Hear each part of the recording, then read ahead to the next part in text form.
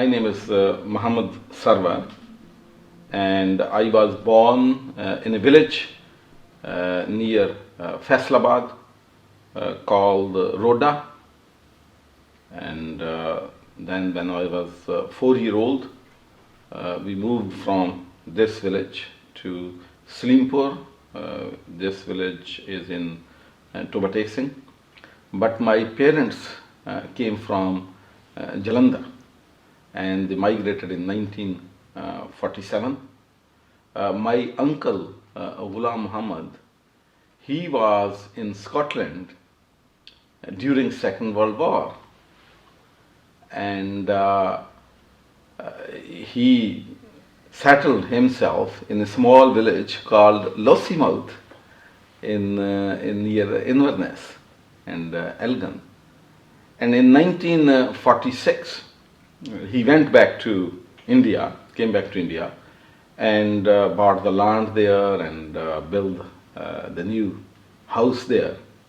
And immediately after he completed building of a house and buying the land, they were told that there is going to be a partition, and probably they might have to move from Jalandhar to Pakistan. Obviously, they have spent money, and my grandmother didn't want to leave, and my parents didn't want to leave. But when the situation arose that they came to know that people were being killed and slaughtered, both sides of the border. Unfortunately, when it just started in a way that when in Pakistan people came to know that their loved ones, their relatives are being killed by Sikhs and Hindus in New India, then they started killing people in Pakistan, and situation came bad to worse. But the moment arose when my parents and my family thought that their lives are not safe there, so they decided to move, and my grandmother lost her life during this journey. And would you believe that they couldn't find, because they don't have any shovels and tools to bury her.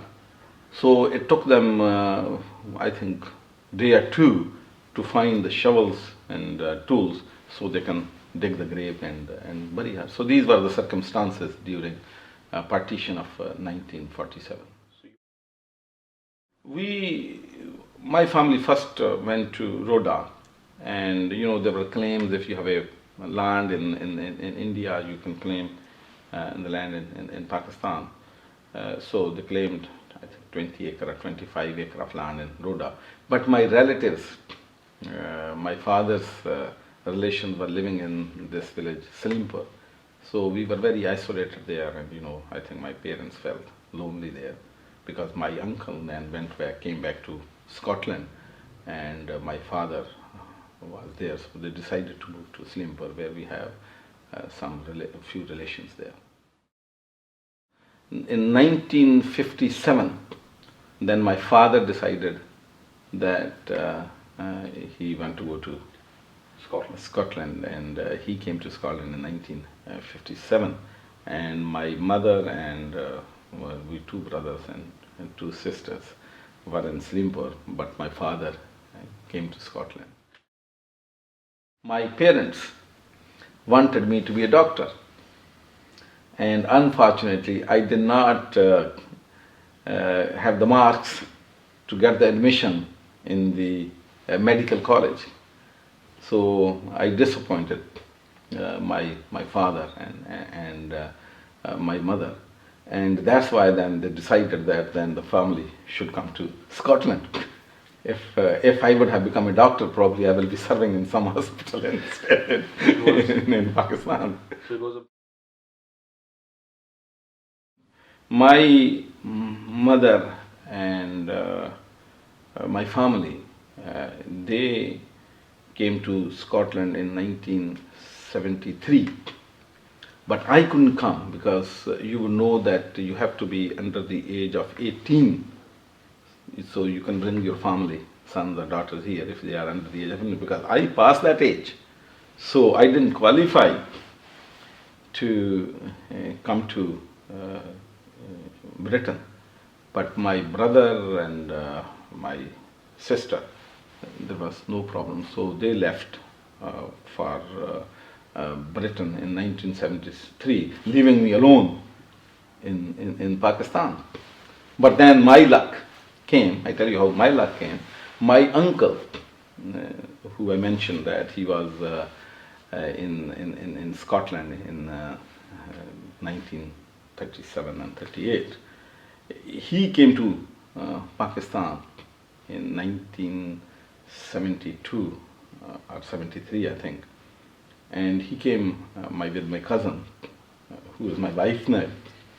So we just, met each other, and then parents asked us, is it okay? You want to get married? And fine.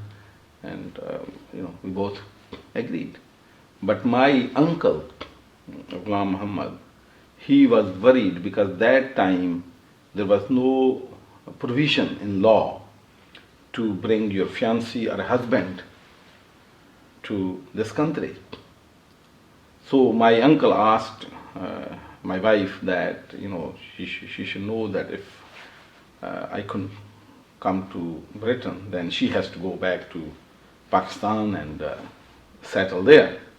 And she said, fine, I will be happy to take this task. So one way or the other, I think in 1974, there was a change in legislation in this country that young women or young men can bring their fiancés or their partners or their wives and husbands to Britain. So it was my luck. And the party which delivered this law was Labour Party. So that's why I still love Labour Party.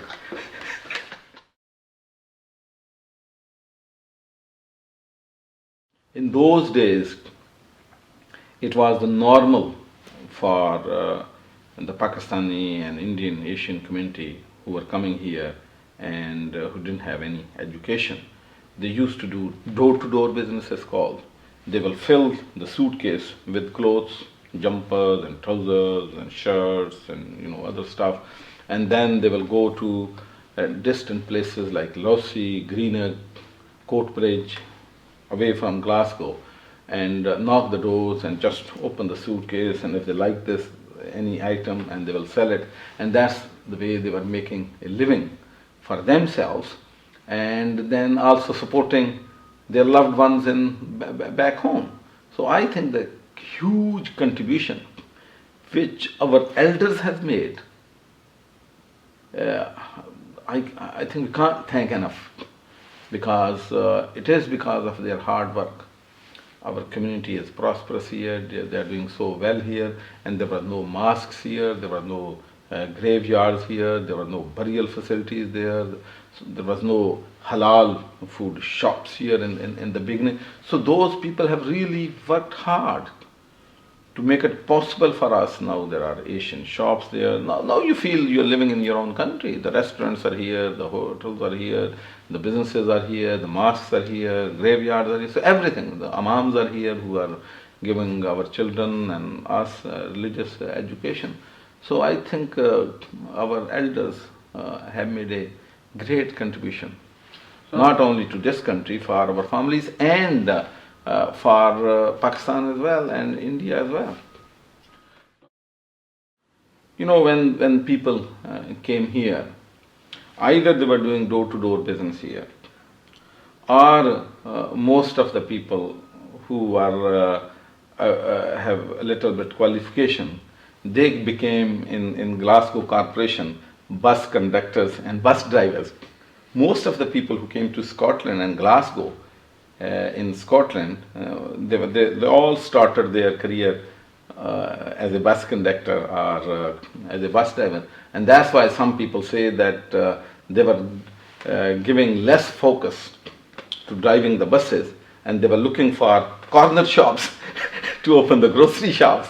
So that's what happened. People came here, and then obviously they went into the grocery business and they opened the shops, and then they came to catering business, they opened the restaurants. And one thing we are very good at, that if somebody opens something, then we all good at it. just to follow it.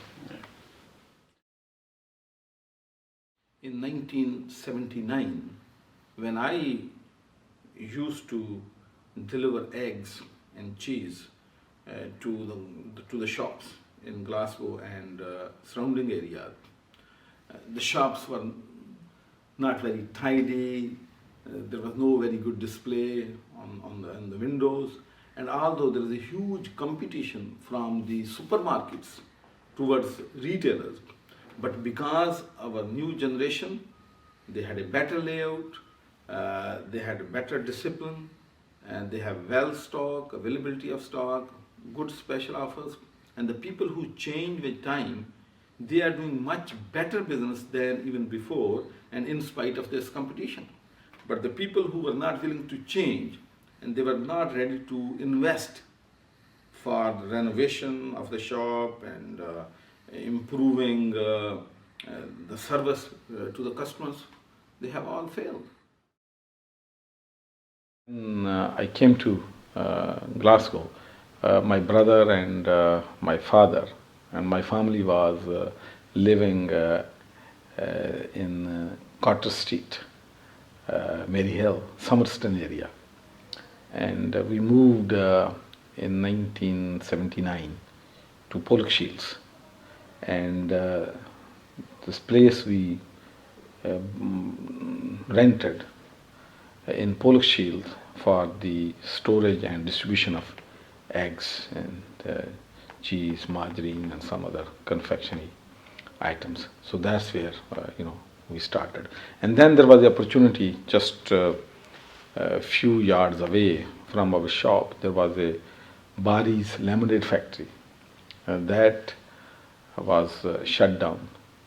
And then I had the opportunity to buy that. So I moved my wholesale business from 1,000 square feet to 10,000 square feet, and expanding the number of items which I was selling to the shopkeepers. And I used to deliver almost 1,000 boxes of eggs to the retail shops in Glasgow and surrounding areas, load them in the van myself, then unload it. So it was a hard and tough and difficult start. But God was very kind, and we established ourselves, and now our company is doing the turnover of £160 million last year. We are in restaurant business, we are in hotel business, we are in kids play center business, we are in pharmacy business. So my family is engaged now in a number of businesses, and we are providing almost 500 jobs. I was a social worker, and I was involved a wee bit in politics when I was in college. So when I came here, soon after that, Zulfikar Ali Bhutto was thrown out by General Ziaul Haq. And I can remember that when death sentence was passed, the people in here were very concerned. Because I had a good relationship with Pakistan People's Party, so obviously I did my best to save Bhutto's life. The people like Dr. Kausar and other people were involved in Save the Bhutto campaign.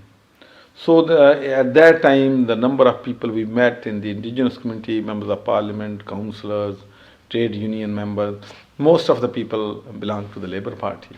So that built my connection with the Labour Party. And secondly, I believe that Labour Party believes in equality, justice, and fairness. So I decided to join the Labour Party in 1982. But I didn't have any intention at all that I want to be a councillor or I want to be a member of parliament. I just joined the party so I can help the Labour Party because we felt they are fighting for a just cause. I have now two options. One is to grow my business open more cash and carries, make more money, or I come to public life. And I had the opportunity to stand as a councillor in Pollock Shield, which was a safe Tory seat. And I stood in 1992 and became councillor unexpectedly. And so 1995 I was re-elected with larger votes and larger majority. Then number of friends and colleagues and comrades said to me that, there is no Muslim member of parliament, there is nobody from ethnic minority communities from Scotland. Why, you should consider going for MP selection. So I thought about it, and after a careful consideration, I decided, right, I will try my luck, try my chances. So I was a successful councillor, and I won with 400 majority in 1992, and in 1995 I increased my majority from 400 to 1000. So that was the verdict of the people, that obviously they liked my work, they were happy with me, that's why they voted for me in larger numbers. But when I became a candidate for parliament seat, then I really realized the taste of politics, how brutal it could be, how vicious it could be, and all those people who say Muhammad is a good guy, suddenly I was a bad guy, I am here for a power, and people are saying that Glasgow is not ready for a black candidate, Glasgow is not ready for a Muslim, nobody is going to vote for a Muslim. And I said to them, look, they voted for me for a councillor. Why they shouldn't vote for me for a member of parliament? Anyway, it was a difficult process, and I'm very proud that I became member of parliament in 1997. And you might be surprised that there was not any representation of Muslims in the House of Commons or in the House of Lords before 1997. I believe that if you have a commitment, you have a dedication, and you have a strategy, and you are honest, and you have faith in yourself and in the community and in people, then you will succeed. My message to the parents first is that education is the most important thing. When Tony Blair was asked before 1997 elections, what are your 3 priorities? He said education, education, education. So I want to say to all the parents that yes, it is important you make money in shops, in restaurants, in hotels, and spend time. But it is more important your children, their education. Because if they will be educated, they will be good citizens of this country, they will be bigger asset. You will leave bigger asset in them with education than leaving them with the money. So please focus in their education.